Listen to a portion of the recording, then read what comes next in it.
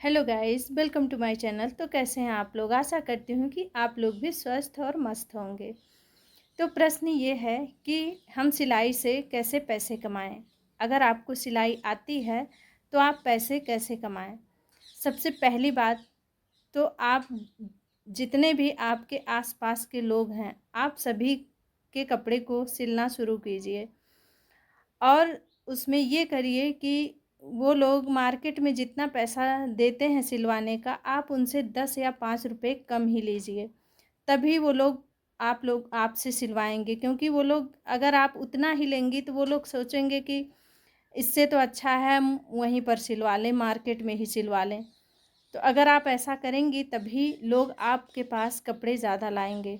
और दूसरी बात, दूसरे तरीके से आप पेटीकोट सिल लेती हैं तो आप पेटीकोट सिलिए। मार्केट में पेटीकोट का बहुत ही डिमांड है, बहुत ही मांग है। आजकल लोग ज़्यादातर रेडीमेड पेटीकोट लेते हैं।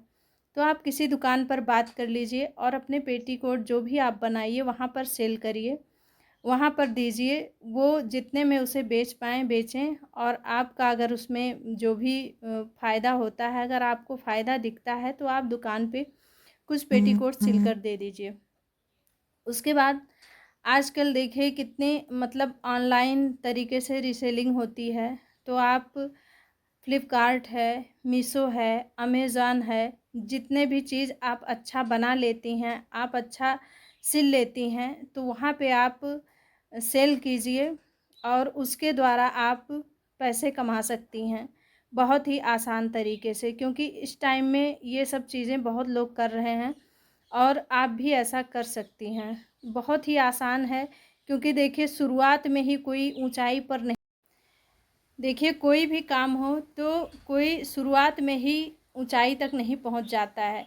सीढ़ी सीढ़ी चढ़ता है, फिर वो जो है ऊंचाई तक पहुंचता है, फिर वो आसमान को छूता है। इसलिए आप छोटी छोटी चीज़ों से शुरुआत करिए, फिर आप बहुत आगे तक जाएंगे। ये नहीं कि आप शुरू से ही जो है बहुत ढेर सारे पैसे कमाने लगेंगी। जब आप थोड़ा थोड़ा करेंगी और थोड़े थोड़े करके आगे बढ़ेंगी तभी आप ज़्यादा आगे तक जा पाएंगी। मुश्किल कुछ भी नहीं है, अगर करना चाहें तो सब कुछ संभव है और सब कुछ किया जा सकता है।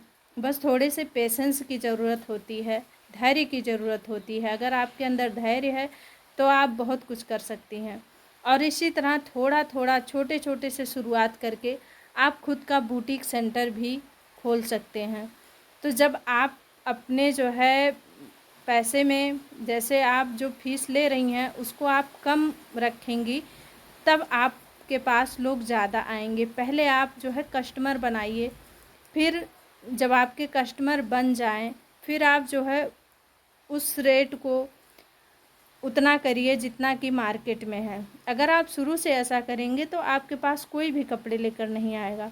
तो आप ऐसा करना शुरू कीजिए और देखिए कि आपके काम में कैसे प्रोग्रेस होता है, और पक्का होगा अगर आप इस तरह से करेंगी तो अगर कोई भी इस तरह के सवाल हैं जो कि आपके समझ में नहीं आ रहे हैं या आप हमसे पूछना चाहते हैं तो कमेंट बॉक्स में ज़रूर करिए, मैं उसका समाधान आपको ज़रूर बताऊंगी। तो आज मैं एक औरत की कहानी बताती हूँ जो कि मेरे यहाँ आसपास की ही है।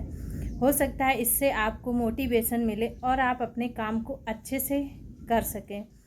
तो एक औरत है जो कि शुरुआत की थी एक टेलर के दुकान पे। वो काज और बटन बना के शुरुआत की थी।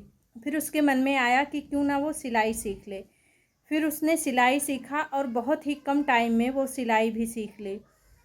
फिर वो लोगों के कपड़े को सिलना शुरू की, और थोड़े बहुत ही कपड़े उसके पास आते थे वो सिलती थी, और सभी लोगों से वो कम पैसे लेती थी। जितने मार्केट में लोग जितना सिलाई का लेते थे उससे वो कम लेती थी।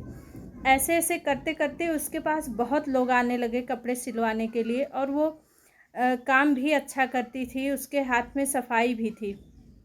तो इस तरह वो करते करते मतलब वो खुद का बुटीक खोल ली, खुद का बुटीक चलाने लगी।